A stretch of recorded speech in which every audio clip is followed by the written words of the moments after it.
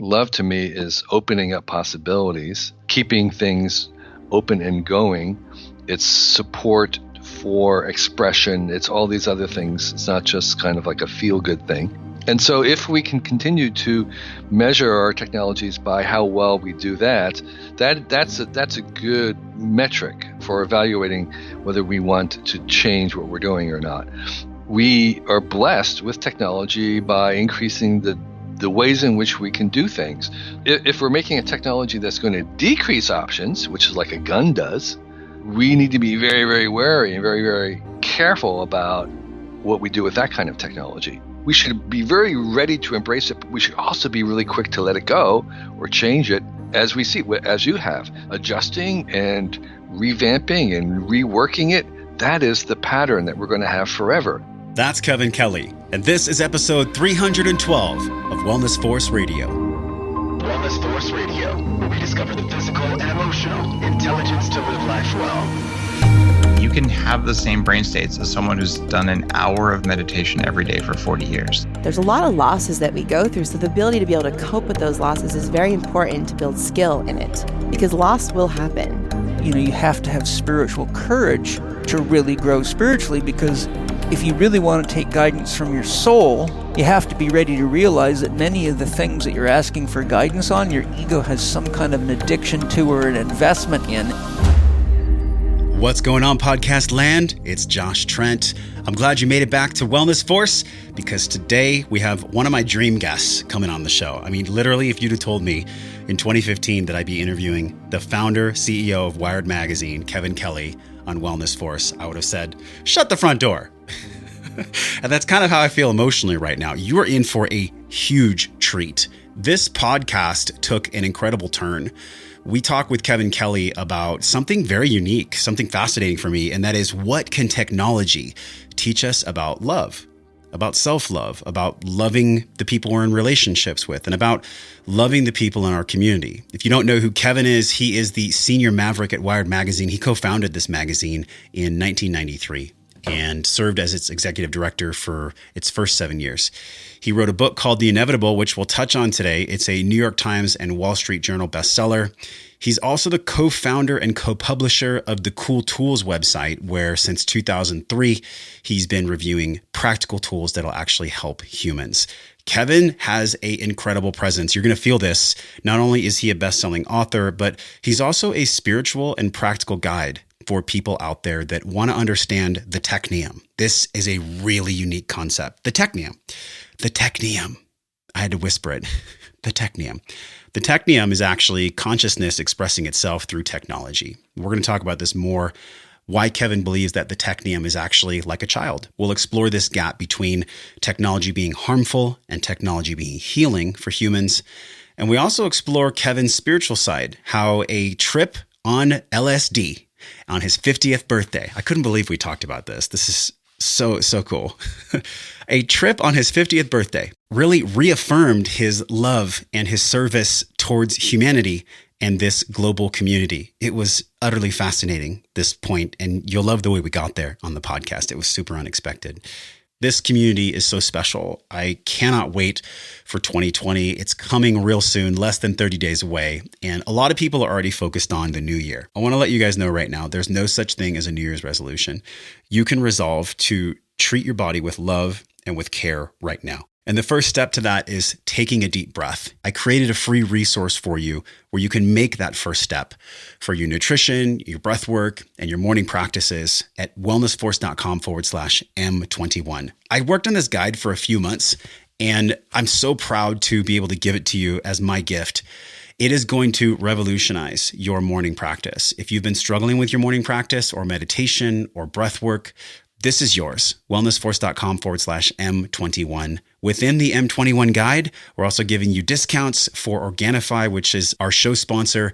Organifi, I love for three main reasons. It's filled with organic superfoods. They're adaptogens, and adaptogens are what promotes energy from our cells from the inside out.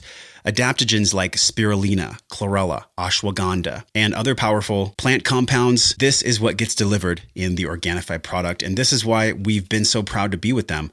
on our show here for 2 years. You can do this. Start your New Year's resolution by throwing it out the window and instead grab a container of Organifi Green. You can go to Organifi.com/wellnessforce. They give you 20% off. This is your sign. If you've been looking for a guidepost on resetting, do it now. Do it before the holidays. Organifi.com/wellnessforce. Use code wellnessforce to get 20% off your entire order. Give it as a gift too. That's a perfect stocking stuffer. Imagine like giving this to a family member who you subtly want to be more healthy. You don't want to tell them, hey, you need to eat better, but you can put some Organifi Green in their stocking. This is perfect. Organifi.com/wellnessforce, code wellnessforce for 20% off. Let's get into this episode with Kevin Kelly. Again, this is my dream guest. I'm super stoked to be able to share this podcast with you. And I know you're going to get a lot out of this if you struggle with technology habits, or if you've just been trying to understand the connection to technology and the human. This is going to be an amazing show for you. If you like this podcast, it would mean a lot to me. Can I ask you for a favor? Can you support me? Can you support the team? Just share this podcast with someone that you care about, somebody that needs to hear these messages, somebody that gets to grow their physical and emotional intelligence. When you do this, you'll be entered to win a monthly supply of Organifi anyways. We'll pick someone at the end of this month. It's probably going to be you if you're feeling it. Just go to wellnessforce.com/review. Leave us a review. It helps the show and it would mean a lot to our entire team. So thank you for wellnessforce.com/review. Now let's drop in deep with the one and only Kevin Kelly. Kevin, welcome to Wellness Force. It's a real privilege to be here. Thanks for inviting me. Hey, it's a privilege to talk with you. You know, in my beginning of my entrepreneur's journey, I learned about your concept of the 1,000 true fans. And I have to tell you, it changed my life. It really did, because it gave me this understanding that when I look through a window of what really is, and that is that there's 7 billion people in the world, and I only need to reach 1,000 of them to make an impact, it just changed my life, man. So I want to start our conversation by just thanking you live here on the show. You're very, very welcome. I'm so glad to hear that. And I think it is a realization that can liberate many, many people, so you don't have to be aiming for something that is not going to happen, and you're aiming for something that's much more likely to be achieved. Yeah, the way that you've done everything in your life, and we're going to explore Wired Magazine and the Technium and, you know, the inevitable laws, and I even want to pick your brain on Moore's curve to figure out if that even applies anymore with Moore's law. But let's start here. I mean, people know you as really the founder, the chief, the man that brought Wired Magazine into the world. And for people that don't know what Wired Magazine was when you started it and what it is now, just paint a quick picture for us. You know, what was that genesis through you? Why did that even come about? I was editing another magazine before that called the Whole Earth Catalog, which was a Bible for do-it-yourselfers. The genesis of the idea for Wired actually came from a couple, Louis Rossetto, Jane Metcalf, and they hired me as the editor. And the idea was to make a magazine that felt like it was being mailed back from the future. You would get it in your mailbox and you would feel like it was coming from 20 years into the future. And our premise was to not explain the future too much, to assume it, and to also fill it with a fairly optimistic view, because 20 years later, we thought the universe would be working, things would be better, and we were going to show how they were better than today. And that optimism was very contrarian. Like today, the general mood 20 years ago was this had the dot-com boom. There was this idea that technology was maybe not all that it lived up to be. People were getting tired of it. And we were saying, no. This is just beginning. We're just at the dawn. We're just at the first day. Just wait till you see what's going to happen in the next 20 years. And I think that optimism was one of the things that sort of propelled attention to it. And also the fact that we were convinced that the internet was going to be this big, life-changing thing, and most people were dismissing it as something that teenagers were doing. We're saying, no. This is really important. Yeah. And what blows me away too is, don't you feel like we're at another point where when the internet was coming out and there were these naysayers that mentioned, the internet's not going to be anything and it's going to be for teenagers and kids. This is where I feel like we are with really 5G and with all the Internet of Things and the ways that we're all, quote, connected. I think so many people are not seeing the radical impact of how already these things are infiltrating our lives. And even from a social construct too. I was asking you before we recorded, hey, Kevin, as you're the master of technology and humanity in the Nexus, do you still even struggle with technology yourself? And you had mentioned, well, if it's specific, yes, sometimes I do. I'm curious how you see this with people that might come to you for consulting, or, just your sense of this in the world, the way that technology is affecting our humanity at our deepest core, our ability to communicate. I think it's improving our ability to communicate. I think it's actually, in the long term, improving our humanity.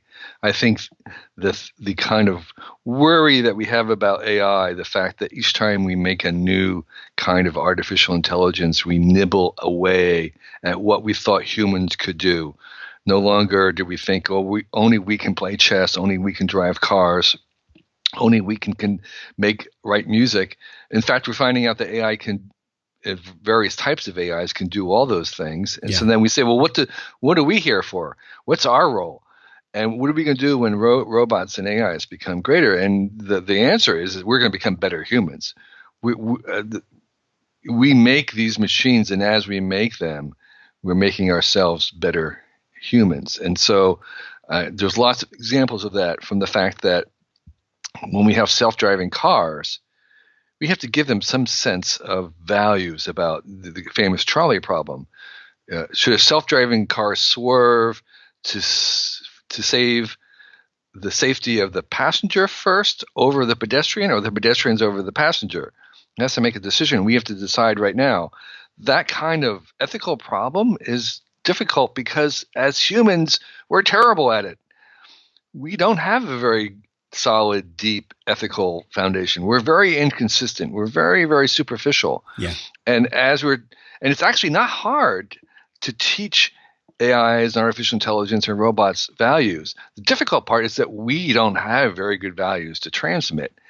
And so as like a child, a parent and a child, as we kind of have to teach the AIs, it turns out that we're actually having to become better at it ourselves. And that's one example in the way in which our technology is making us better humans. What do you mean when you said that sometimes translating our values to machines is challenging because we don't have good values? Can you elaborate a little bit on that? Because I feel like I have really good values. Well, what I mean is, when we're in a car and there's there's an accident happening, something, the car goes swerving. Are you going to swerve to save the safety of yourself first, or are you going to favor the pedestrian? Yeah. What's your how will you do it? I think I would swerve to save the most amount of people. So if I looked at it in that linear fashion, how many people could I save based on my next action, whatever that answer is? Right. And so in the famous trolley problem where you could kill one person and save 5, you would kill the one person? I believe so. Yeah. Right. So, and so we can kind of, if you explore that problem. I mean, I'd rather kill no one. Well, I'm just right. Telling you that what we know from philosophy is that that's a problematic stance. Right. And so we as a society haven't yet agreed on what it is, because when we examine our own ethics, like in these kinds of cases, we find out that they're very inconsistent. They're not consistent enough to actually program a robot or a self-driving car. Okay, and so we give ourselves a pass all the time. People don't actually behave that way when they're driving. And if you examine them later on, they say, well, it happened too fast. I couldn't think about it. It was just reflexive. I wasn't really steering. But we don't give that kind of excuse to robots. They actually have enough time.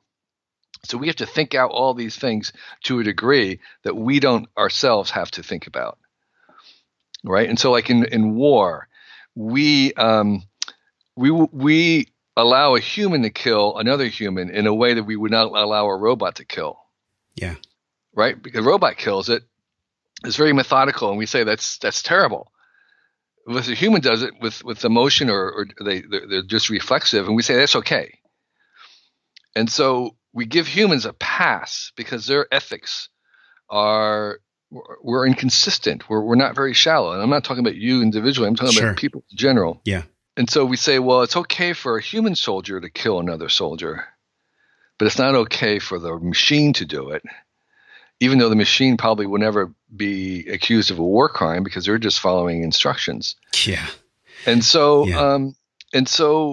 in that way, our ethics are inconsistent in the sense that we haven't really extended them, and we didn't realize that until we had to teach the robots, which are very illogical and they only follow rules, and we realized, oh my gosh, I thought this was a really good system, but now once I have to kind of put it down on paper and make it through logical, I realized it doesn't really hold up any water. Wow. Thank you for going into depth on that, because I can even think about, wow, when we really have to explain why we do what we do, we really start to understand a deeper level of the humanity behind it, our exactly. choices about how we treat one another. And I could even think, in your book, you talk about that there's 12 real big pieces, the inevitable. This is your book. And it was 2016 that the book came out, correct? 2016? Yeah. Yes. I remember reading the book when it first came out because I was hosting a different show. Most people don't know this, but before Wellness Force, I hosted a show about fitness technology. And I was explaining to you before we recorded here, my heart really pulled me in that direction, because I don't know if you can relate to this, Kevin. I think most of us, when something new comes out,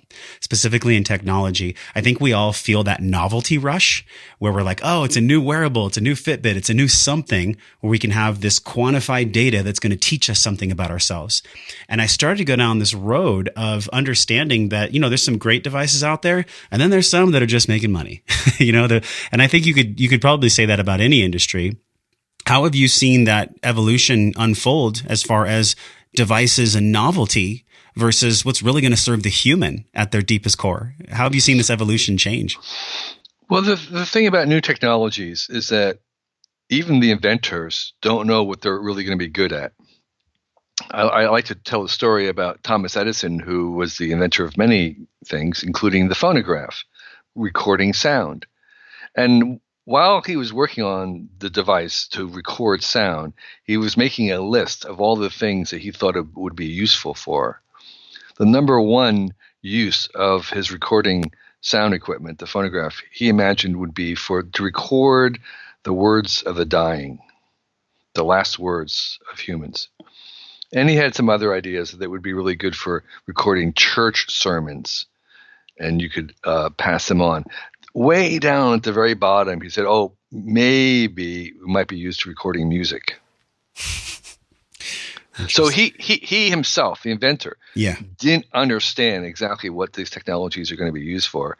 And it takes a while to figure out the best job. It's kind of like inventions are like babies. They're born, and the parents have some, ideas of what they want this thing to turn into.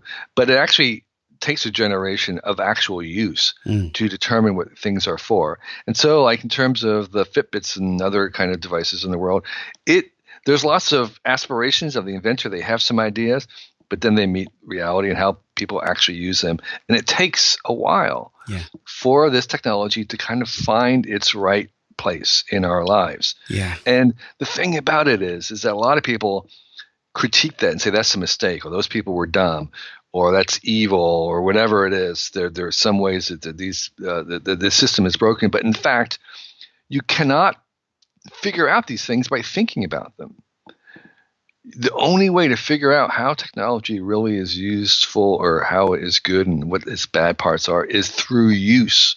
That's why I preach this embrace of technology, but we want to be constantly vigilant. So we should be very ready to embrace it, but we should also be really quick to let it go or change it as we see, as you have. So this stance of kind of initial embrace and then later on adjusting and revamping and reworking it, that is the pattern that we're going to have forever. So I can tell you that in another 100 years, there'll be a new technology, and there'll be some people who are going to say, well, we need to prohibit it, we need to stop it. And there are other people who are just kind of like, yeah, bring it on, this is the future. Well, actually, what it is like, bring it on. Let me try it, and we'll see what it's really good for. Yeah, that's a perfect way to say it. Because think about what happened when the automobile came out. It was the same thing, right? People were like, oh, they're going to kill the horse and buggy. Yeah, because the automobile is a lot more fun. And it does a lot more. And I think it does have a deeper service to humanity. Look at how many lives are served by that evolution of technology. I can even think in the wellness industry, Kevin, there's a lot of devices out there now that we're seeing continuous glucose monitoring. We're seeing that fed to the medical records. So we could have, if we chose, the same stance to be like, you know what, technology is evil. It's not going to help us, but it actually is. I'm curious how you feel this point of us really deciding if a piece of technology is worthy of humanity. Is there a common thread that connects all devices and all things? Well, one thing I would warn against is this idea of a once and for all decision. This is sort of the FDA idea that things are approved and they're there. I think we should have constant reevaluation, constant testing. So just because something was okay or good before doesn't mean it's always going to be. We should be evidence-based. We should be looking at the evidence. And that's the other thing, is that when we are evaluating new technologies, we want to evaluate them on the evidence of how they're actually being used, not in the ways we could imagine them being misused. So a lot of people kind of decide that they don't like, Facebook, whatever it is, because they can imagine how it might be misused, not based on the evidence of whether it actually is being misused or whether their data or what effect it has on them. But they're kind of basing it on sort of the imagined harms of it rather than the actual evidence. So I'm all for evidence-based, but continuously evidence-based. So when a new technology comes along, at first there'll be some promises, and there'll be a lot of critics about people who are afraid of it. There'll be some people who will want to block it immediately, saying, precautionary principle, you need to prove that this is not harmful before we can use it. That's impossible. So let's use it and try it and keep monitoring and looking at the evidence, seeing how it works or doesn't work, and we'll change our use of it as we go along. And every technology will have a cost. Every technology will have downsides. Every technology will have harms. But those harms have to be compared to the harms of the old technology. So right now, whatever health system you're on, there are inherent harms in that. Sure. And so the new harms have to be compared to the old harms. You can't just compare the new and assume that the existing stuff works without harm. There's something about you that I don't know if you have a belief in a higher power, or if you consider yourself to be a spiritual man, but you chose to live in Pacifica. And Pacifica seems to me like a place where people would go to connect with nature and to connect with something other than technology. Why did you choose that place with all you do for tech? So it's a very mundane answer. We're living in Pacifica, which is a place on the coast. It has bad weather. It's foggy right now. It's foggy most summers. It was a little cheaper because it was foggier. In Silicon Valley, had not yet reached Pacifica, so it was a cost differential. Okay. We could afford it, but now the pressures in Silicon Valley have pushed so hard that doesn't matter anymore. So even though the weather is lousy, people are still moving in, and that price differential has evaporated. So having said that, I'm looking out here, and I'm on the national park boundary, and in 17 minutes, I can be in the offices of Wired in San Francisco. Yeah. We have mountain lion, we have bobcat, we have coyote right there. And so that is important, that this touching of the artificial and the natural, because I think both of them are really two faces of the same thing. And the distinction between nature and the mechanical is not as great as people think. Both of them reflect the divine in this term, and both of them have ways that they can teach us. So I am particularly interested in the ways in which biology can teach the mechanical, the artificial, the machines. So we're making machines more and more and more complicated, the internet, things like this. And the only way to really manage them is to manage them the way that biology manages itself. So I go to nature to look for answers on how we can construct our artificial systems to work better, because nature has kind of figured that out over billions of years. And so we look at things like the immune system, which is a really good way to kind of deal with the malware on the internet. Things like viruses, which we aptly name, but spam, other things like that. We have to take kind of a biological model to deal with them, which says, first of all, you can't eliminate them. This idea of zero tolerance, that's a very unworkable idea. Yeah. We actually have to tolerate a certain amount of it. We learn from each interaction. We build up the immunity. So models like that, I think, are very, very important to use while we're trying to make more and more complicated technology. And when we come to things like artificial intelligence or the mirror world, where things are so complicated, really the only way we're going to make anything out of them is to import the principles of biology. And so I think becoming familiar with those principles in biology are, and the wildness in nature, are important, beside the fact that that realm must exist on its own because it supports the artificial world. So, have you ever been out in nature and gotten, however you want to describe it, a download, an idea, a creative breakthrough where it would never have happened if you weren't in nature? Have you ever received something like that out there? Oh, of course. Yes, always. I mean, I try to do a walk most days, and I walk in the hills. And I've spent plenty of time hiking the Appalachian Trail, things like that. So that happens on a regular basis. The ideas are small most of the time, but nonetheless, they're important. And I think the other thing that nature, that kind of spending time in nature can do is that it can release us from spending time in the artificial. So it was one of the reasons why I travel, and one of the reasons why I emphasize the value of traveling is that it's other. It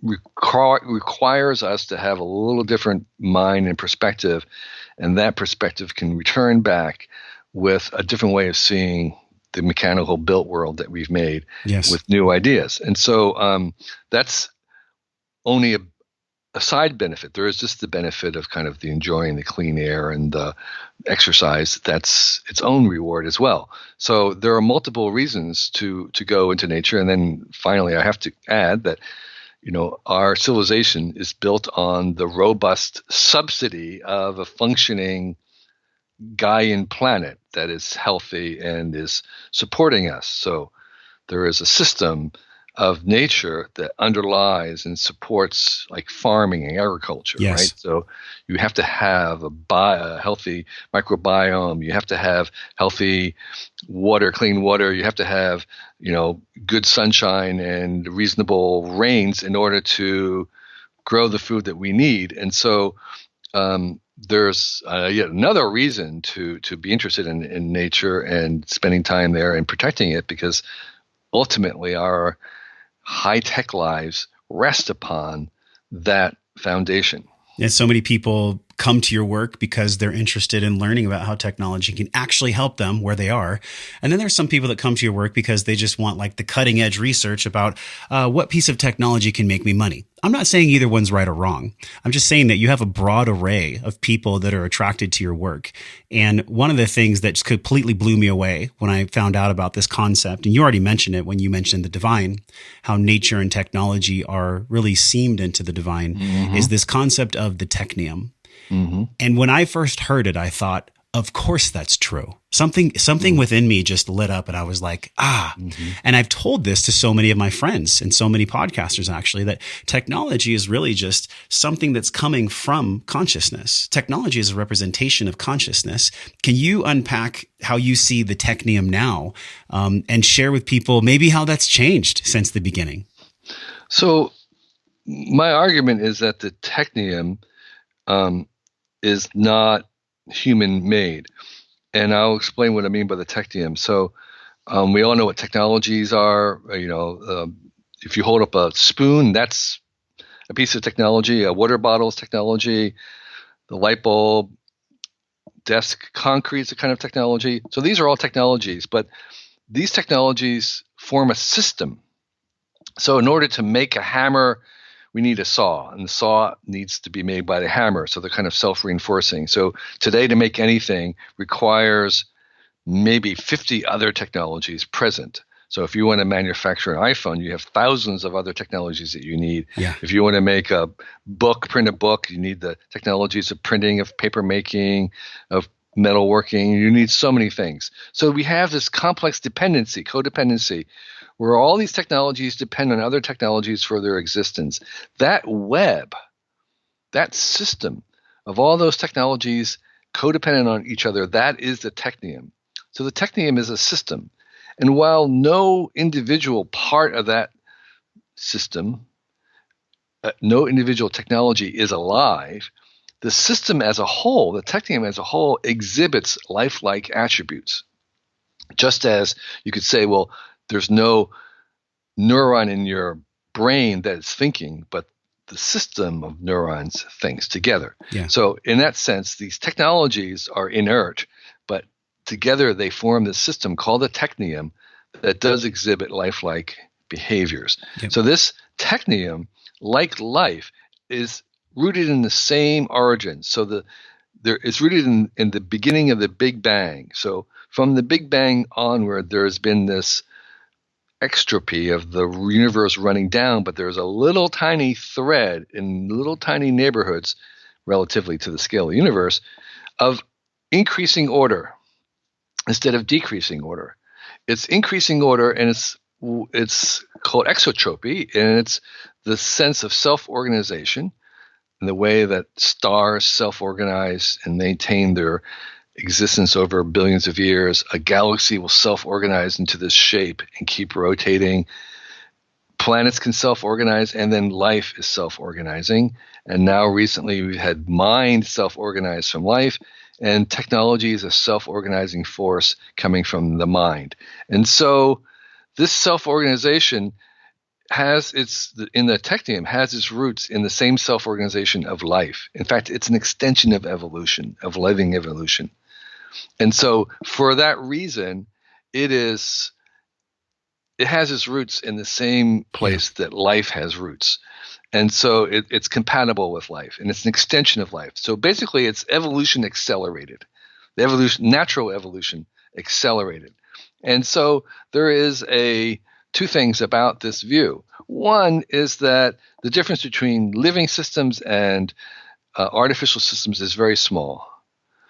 And secondly, when we make technology, when we're making things, when we're inventing things, even if they're consumables that would be thrown away, we are participating in a very long arc through the universe of this increasing choices and possibilities, the same thing that evolution and life is doing.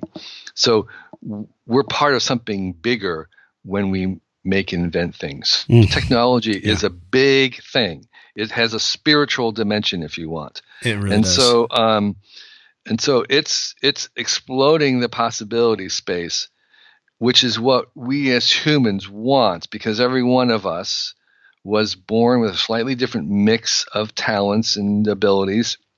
And we need the help of the things that we make to express those. So if you can imagine Beethoven being born 1,000 years before anybody had invented musical instruments like a piano. That talent would have been gone. We would have not received his gift. Yeah. We wouldn't have it. And that's a blow to him and to us. Yeah.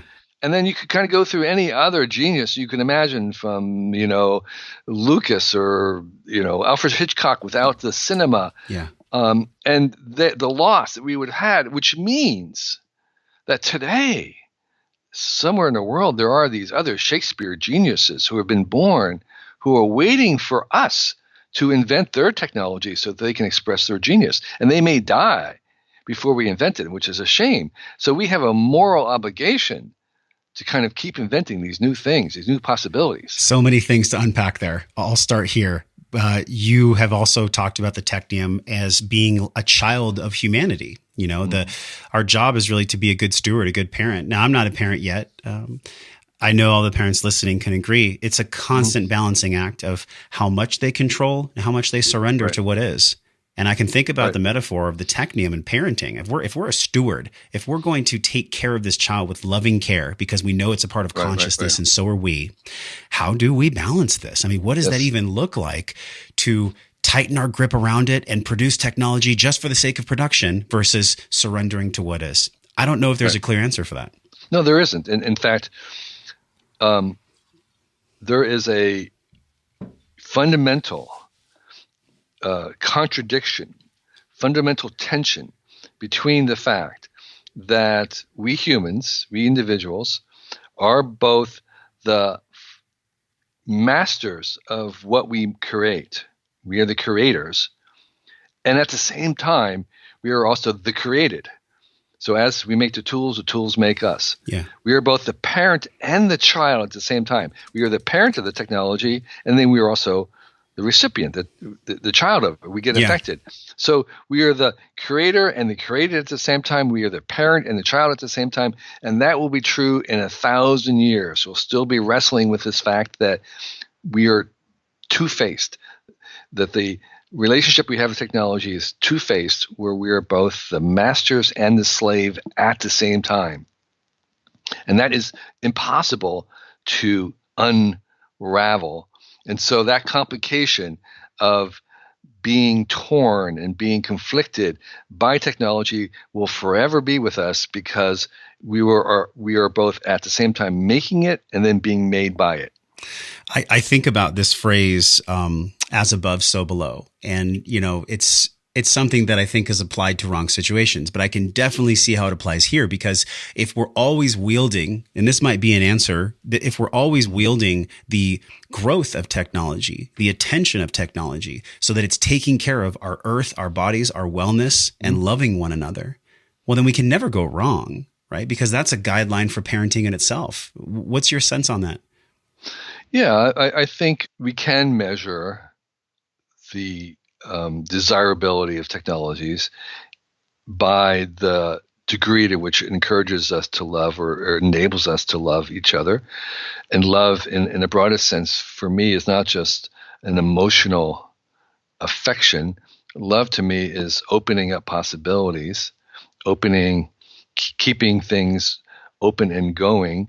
It's support for expression. It's all these other things. It's not just kind of like a feel-good thing.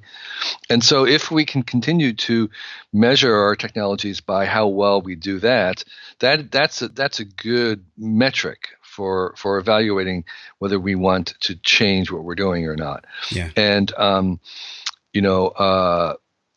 we are blessed with technology by increasing the ways in which we can do things. So we still have face-to-face conversation. There are still millions or billions of times a day when people will come together and meet face-to-face and have a meal.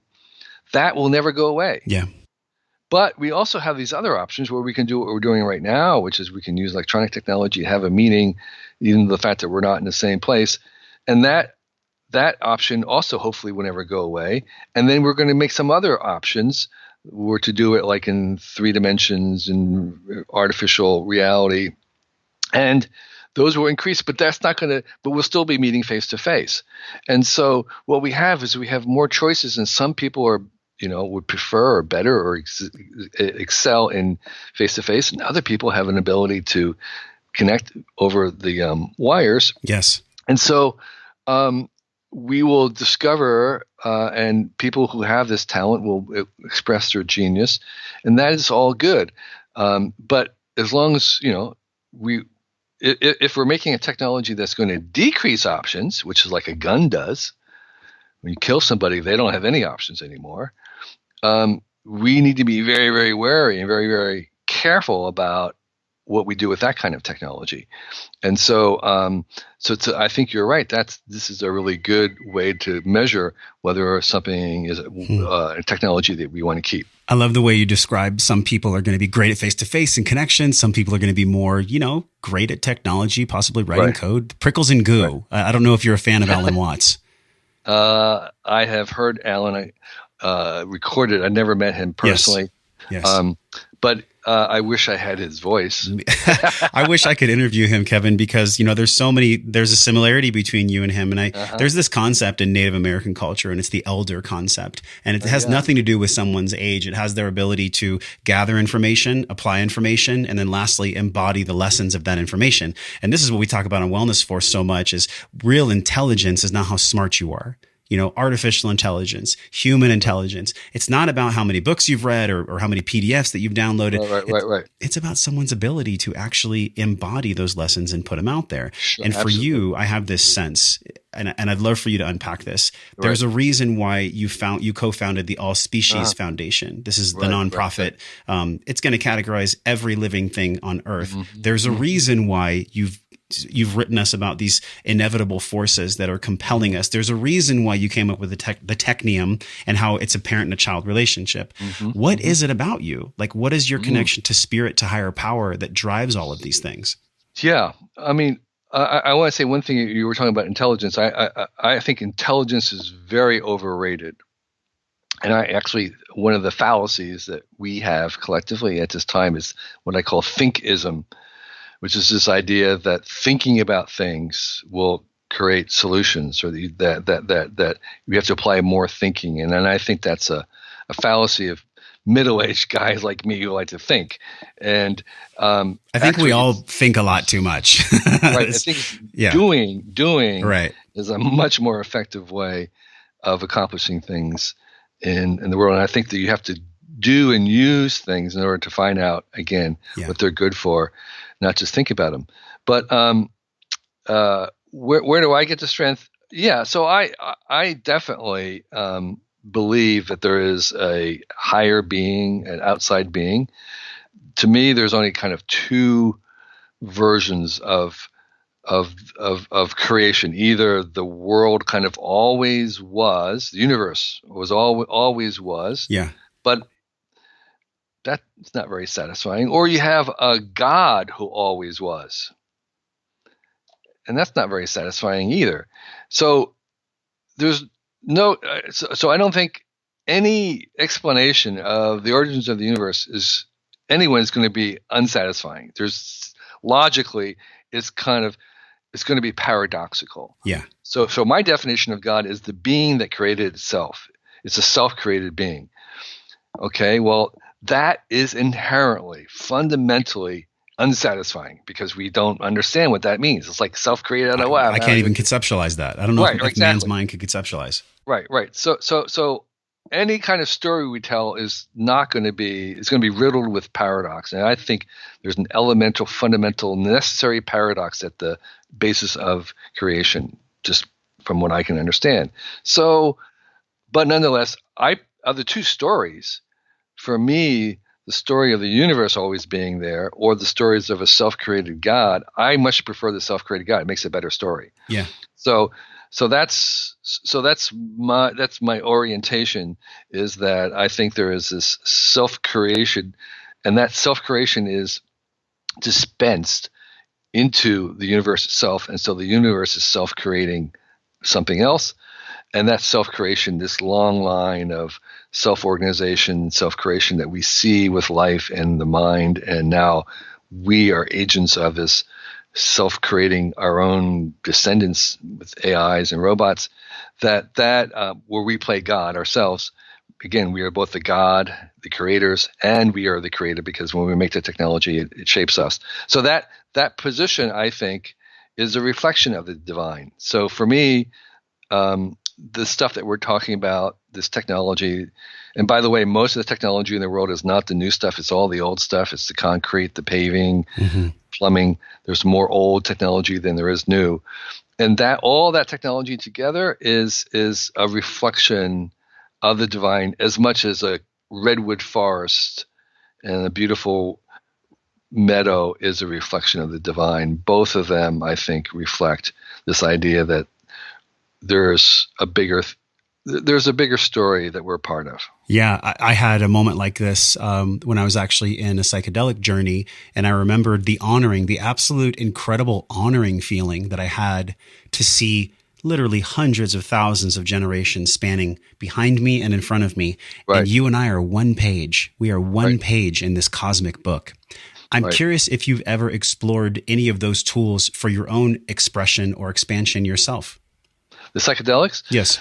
I was a hippie who never took any drugs, except I had out of the body experiences in the dentist chair when I was a teenager that were very fundamental. They didn't know what they were called. They didn't have a name at the time. Now they call it out of the body experiences. Was using nitrous oxide for the anesthesia. Yeah. And they were very, very fundamental in kind of piercing the veil of reality for me. I never took any drugs until, other than those in the dentist chair until I was 50, when on my birthday, my 50th birthday, I took LSD as a sacrament. And I had a guide. And that was a very powerful experience, but it wasn't life-changing in the sense because I was kind of already there. It was more life confirming, rather than life changing. And so I have not, and I don't drink. I've never been drunk, so I don't feel I have needed those. When I've had them, they have kind of confirmed my outlook that I already have. I didn't need much persuasion that we're all connected. I didn't need much persuasion to understand that the difference between the living and the inert was very, very small. I didn't need much persuasion to understand that the universe is a pronoia, that it's conspiring to help us. Everybody in the world is working together to try and help me. That's the pronoia. And that, I think, I already believed. It's also an incredible mindset because it's the awareness of what is. And when we look at the duality of choice, there's so many philosophers that have spoken about this. Look at the yin yang symbol itself. What is that duality within technology? How would you describe the yin yang energy of tech? Well, it's absolutely there. As I said, most of the problems we combat today in the world were generated by most of the problems were generated by previous technology. All the problems, I think, going forward are going to be created by the technology of today. They're going to make new problems. Their technology makes almost as many new problems as solutions. And so there may be even half.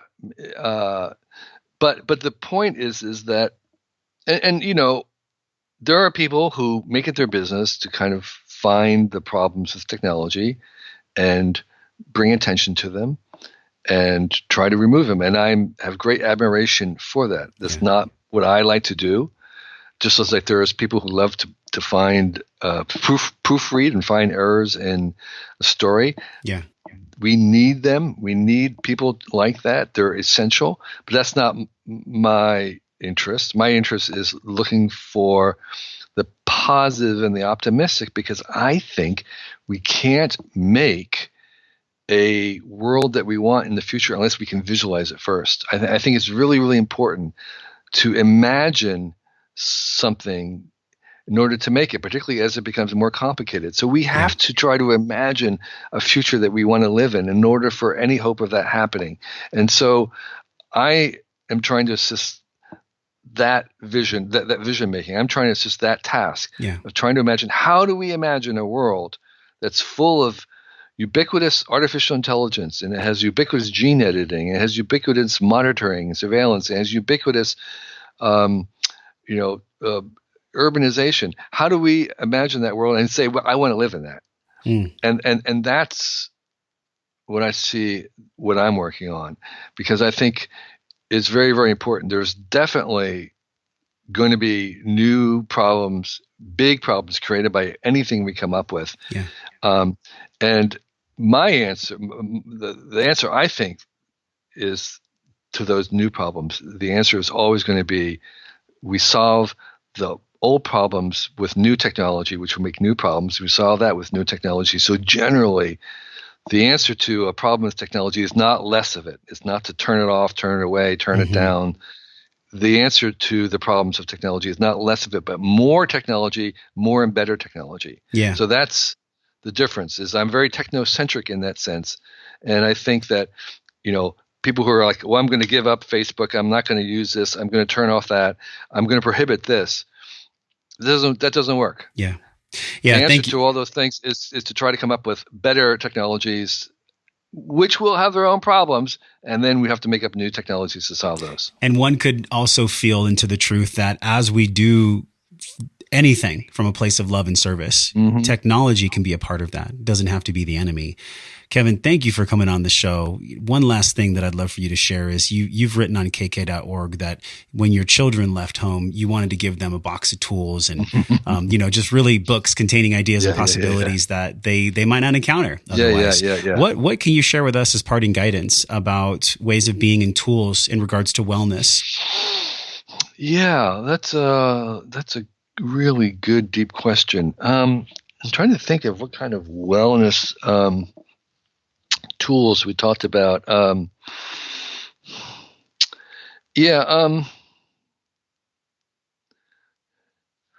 don't think the box had any tools that were directed at wellness, but I do know that except for maybe we didn't have it in the box, but we did give all our kids the genetic testing 23andMe kit. Yeah. I'm very pro information. I think that, again, while there are problems with things like gene sequencing, that the benefits outweigh it, and there's a huge an awareness and knowledge that can be gained by knowing, as much as you can about your genes and finding out as much about it. And of course, every year there's more and more learned. And so I think what these kits taught my kids was that they are basically inherently in good shape and healthy, and that that means that the onus of kind of having that good health really rested on their outlook and their perspective. Doctors will tell you again and again that a person's spirit, there's no distinction between your body and your mind, between your soul and your mind. It's one system, and what you think and how you use your mind has a huge impact on your body and vice versa. And so your genes and your body are really hard to amend and control. We have a lot more flexibility. We have a lot more room to maneuver, I think, in our mind and our outlook.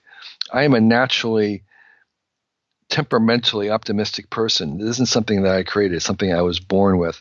And so the final thing I want to say about wellness and things like that, or even wealth, is that there's a huge role of luck. I was lucky to choose my parents. I was lucky to have the parents I had because I had genes that didn't have a lot of problems with it. Yeah. I was lucky to inherit the temperament that I had because I was very optimistic. I was lucky to be born in the country that I was born in, which was America. I was lucky to be born in the race I was because I was privileged. There are so many things that I am lucky about.